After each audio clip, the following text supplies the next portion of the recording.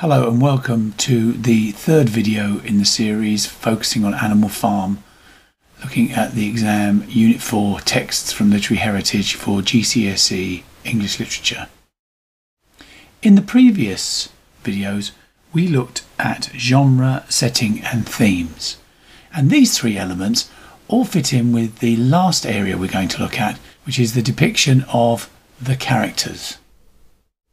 As you can see, the characters very much are linked to both historical events and the kinds of people that Orwell wants to criticise in his satire of the Russian Revolution and revolutions in general. So the pigs work on two levels. They represent the small groups of people who like to take things over, put their snouts literally in the trough, take away all the good things from the majority of people under the name of running a revolution. So they control it, as the pigs do at the beginning of the book. They run the committees, they do all of the work planning for the revolution, and then when the revolution happens, or when they get rid of Jones, they take advantage to take control of everything, and then they change the rules and do everything to suit themselves. In the Russian Revolution, Orwell identified the pigs as the Russian Communist Party that projected itself in the end as the only alternative to the Tsar, and used the power it had gained to control Russian society and exploit the people it was supposed to be helping. At the start of the story we have Old Major. Now Old Major is meant to be a mixture of two particular thinkers. On one level it was Karl Marx, who was a thinker who was alive in the 19th century, in the 1800s, who criticised capitalism. That's a system where profit is generated from people working, and said that in the end the workers would take over and control society themselves. But he died well before the Russian Revolution. He died 40 odd years before it. And then Lenin, who took Marx's ideas on and used them to sculpt his ideas for a revolution in Russia. So Old Major is a mixture of those two historical, political and philosophical characters. In the book, the two main pigs who take on the ideas of Old Major and organise the animals and make them ready for revolution are Snowball and Napoleon, and there is a very big competition between them, as there was in the Russian Revolution between a man called Trotsky and a man called Stalin. Now initially in the Russian Revolution, Trotsky was the one who was in charge of organising it. He organised the Red Army, which won the civil war directly after the Russian Revolution and enabled the communist parties to control Russia, while Stalin went into the background and spent most of his time planning and plotting to take control of the Communist Party and then ultimately total control of Russia itself. In the novel, or in the novella, Trotsky is represented by Snowball, because Trotsky's ideas were that if he promoted revolution in Russia and then Russia promoted revolution around the world, revolution would snowball around the world, get bigger and bigger, so that all countries in the end would be communist and there would be a world revolution.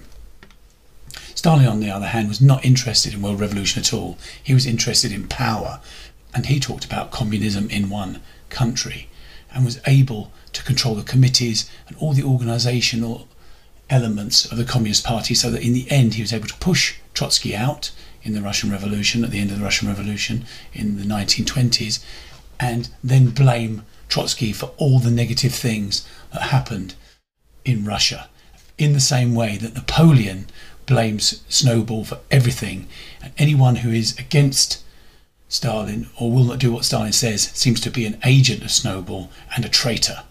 So Snowball then becomes a bogey figure, somebody who can be blamed for anything negative happening, anything going wrong, and can be used to accuse anybody that the leadership want removed.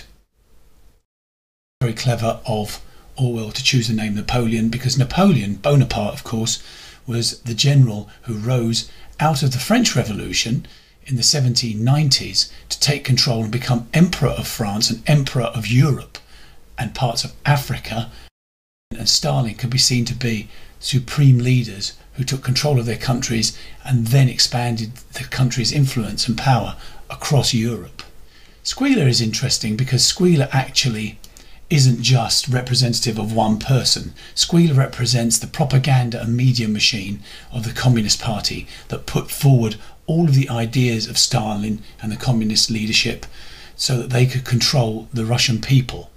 And Squealer, again, can be found in any country where there's a media and there's a political group who want to control their country and put forward their point of view and put forward their propaganda so that they can control the minds and hearts of their populations. Again, the dogs again represent not just one person but a group. They represent the secret police and the violent methods used by the state to suppress any opposition. Old Benjamin is interesting because he's very much like Orwell himself. He's cynical, he puts up with all of the problems, but he won't criticise and he just gets on with his work. He feels that maybe in the end he will live long enough to see the whole thing collapse and go back to what it was like before.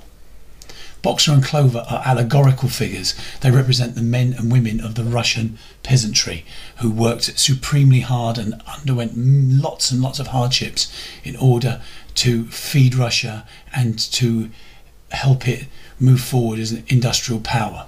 Some of the characters on the periphery, such as Molly, the show pony, represent another class of person, the upper classes, the leisured classes who lived in Russia, who were the upper middle classes and aristocracy, who were privileged and just lived off their inherited wealth and were just interested in showing off, going to parties and living a completely leisured lifestyle and being spoilt. They had no interest in the revolution, and of course when the revolution came and they had to work hard, they fled and left. And these people during the Russian Revolution fled mainly to America and France and Europe.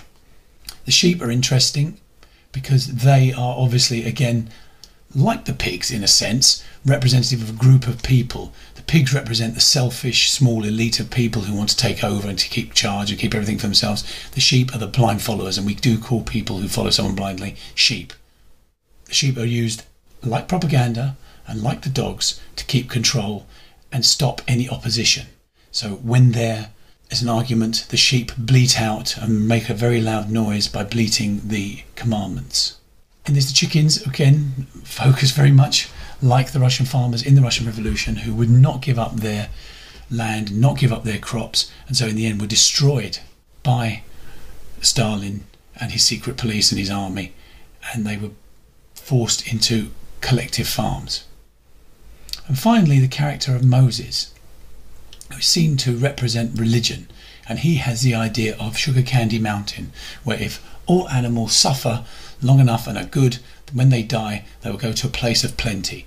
And of course Moses shows that Orwell was not just criticising politicians such as communists or Nazis or even the politicians who are running Britain. He's criticising the church, and he's quite anti-Christian in his message, saying the church gives false hope of an afterlife for people, and it's another agency that keeps the majority of people down and putting up with a fate that they shouldn't have to put up with when they should have an equal and fair life. They put up with things that are a lot worse because they're conned into believing these things. What you must remember when you're answering questions on this particular book is that it's only 24 marks in the exam, so you must not spend too much time. Shakespeare question dominates this paper, and you need to really focus on answering that question to the best of your ability. This has two parts, this exam, and there are two questions and you choose the one that you're happiest with. So one part of the question focuses on either a character or the symbols. Below in the next video we will look at two of these questions and in a little more detail, and we will see that it focuses on characters or symbols, so characters such as Napoleon, or symbols such as the windmill, and how they're presented and described by Orwell to influence the reader and get the ideas across of what they stand for. And then in the second part, as with the second question, you're asked to focus on how the symbols like the windmill, or how a character like Napoleon, or how characters like the pigs are linked to Orwell's own ideas and experience and what he wants the reader to understand about revolutions and society. If you have problems with this, you can check back over the other videos, and that goes into a little bit more detail. But as we can see, Orwell's intention is to criticise not just the Russian Revolution and the politics of 1930s and 1940s, but actually human nature that wants to dominate and repress individuals and not allow the majority of people to live happy and fair lives. So, in order to attain the top marks, you need to identify the key areas about character or symbols, then find evidence in your planning, and then explain it. First of all, looking at the first section about how the language is used to create these impressions and present these impressions. For example, emotive language, the use of personifications, the use of similes and metaphors and imagery and so on, and the language that is used by the characters. And then secondly, how this links to Orwell's time and the way he presents his ideas.